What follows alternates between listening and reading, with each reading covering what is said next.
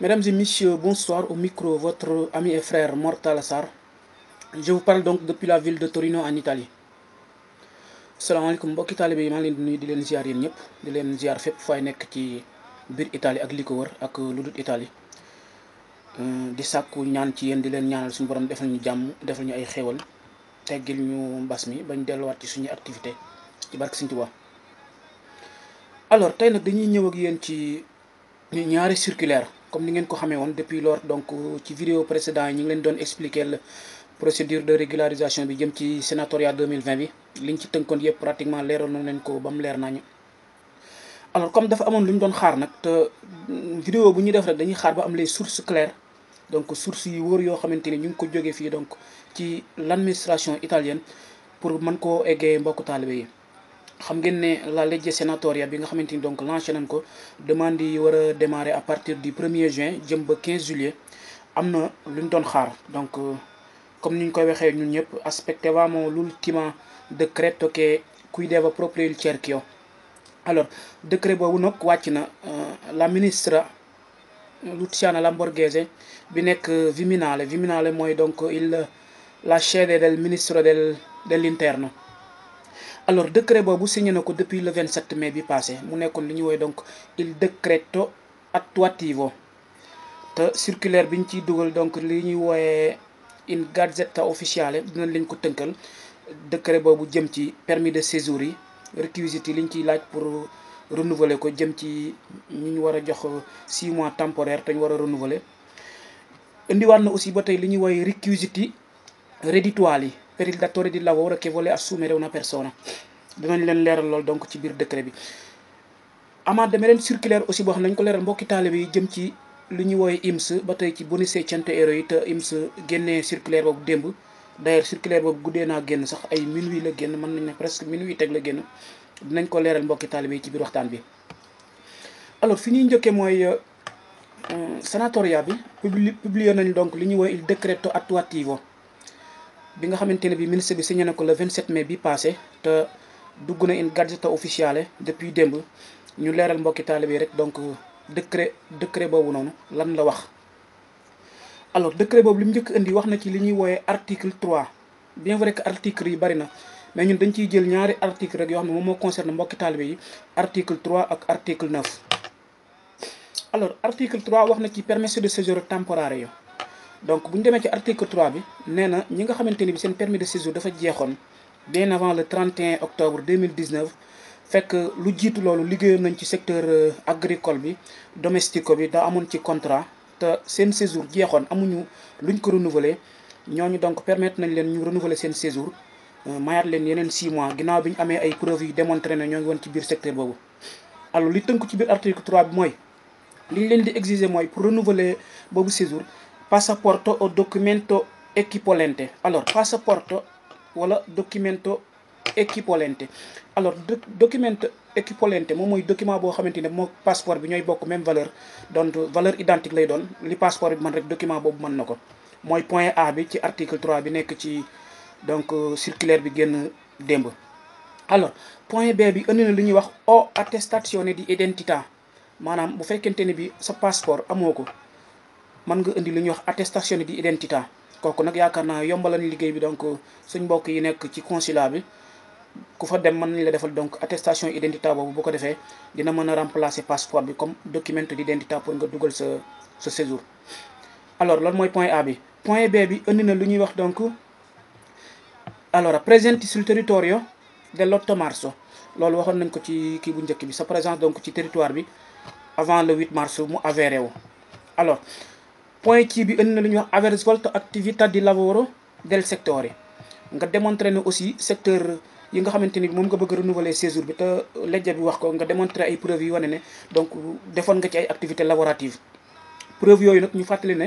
man li ci mën a bokk contrat de lavoro mën na cee bokk busta de paga mën na cee bokk bépp document buy wane ne rek yow liggéeyoon nga ci secteur yooyu mën na cee bokk wala donc supposons bonifico bancario bu ñu la defaloon jëm ci yow ak sa datore de lavoro mën na doon preuve ci document yooyu ñu lay laaj pour yow mu war a jox donc il permesso di soggiorno temporaneo per 6 mesi yi. alors loolu moo nekkoon ci article 3 bi nga xamante ni moo ngi doon wax ci li ñuy wooyee i permessi di soggiorno temporaneo leeral nañ leen ko donc ba mu leer. alors ñu ñëwaat ba tey ci li ñuy wax article 9 article 9 donc xam ngeen ne moom moo tënk lu ñuy wooye donc requisiti reddituali del datore di lavoro. alors circulaire bi génn démb te ministre de l'intérieur signé ko ci biir article 9 bi am na lu ñuy wax requisiti reddituale del datore di lavoro. alors datore di lavoro bi nga xamante ni moo bëgg a jël nit moo xam ci lavoro domestique bi am na requisiti yi ñu koy laaj. donc legge bi moo ngi ñëw ci ne bu fekkee nit la koo xamante ne bi une personne physique la wala mu nag lu ñuy wooyee ente maanaam société wala donc entreprise am na reddito yoo xamante ni bi donc dañ leen koy laaj.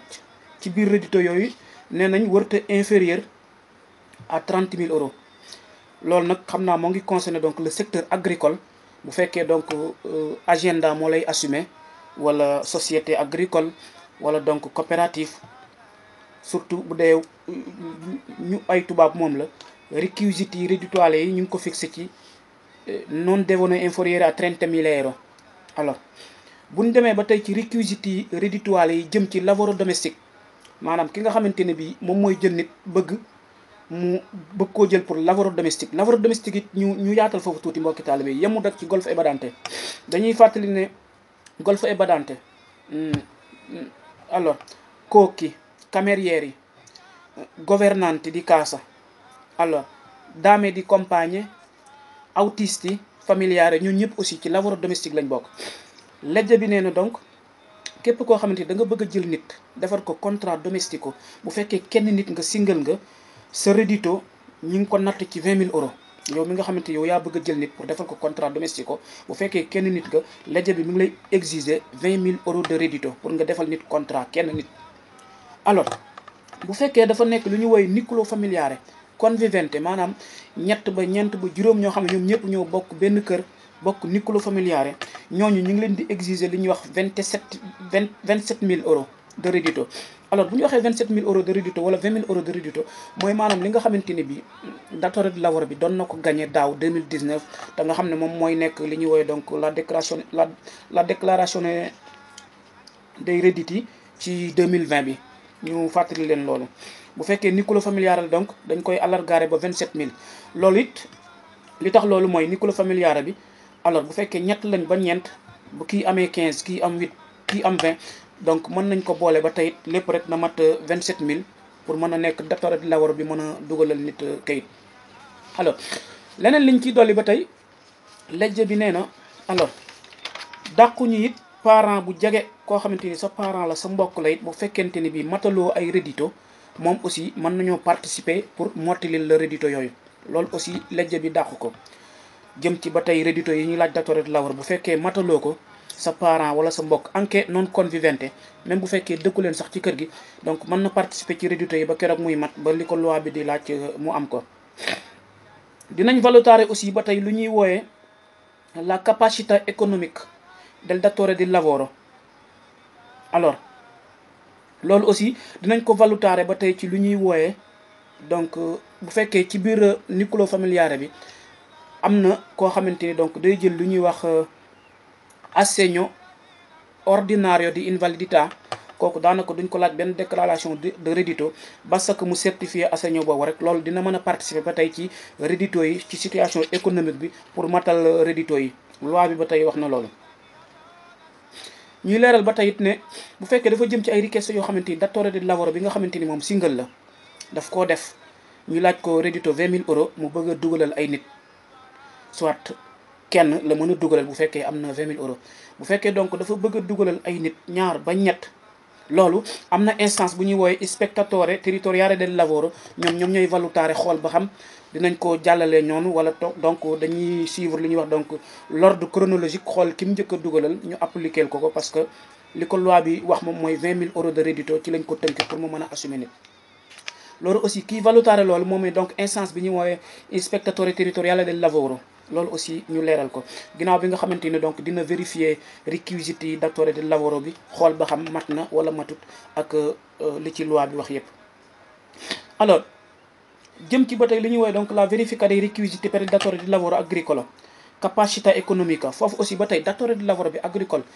jëm ci ba tey ni ñuy vérifier ay capacité économiquement ba xam reddito yi matal na comme déet dinañ valutare ba tey lu ñuy woowee déclaration ni IVA maanaam ay déclaration IVA moo xam lu mu jëndoon la lu duggoon ci moom ak ay acquis yu mu defoon wala donc li ñuy woowee déclaration IRAP ak ay contribution yoo xamante ni bi donc duggoon na jëm ci li ñuy woowee ay contribution communautaire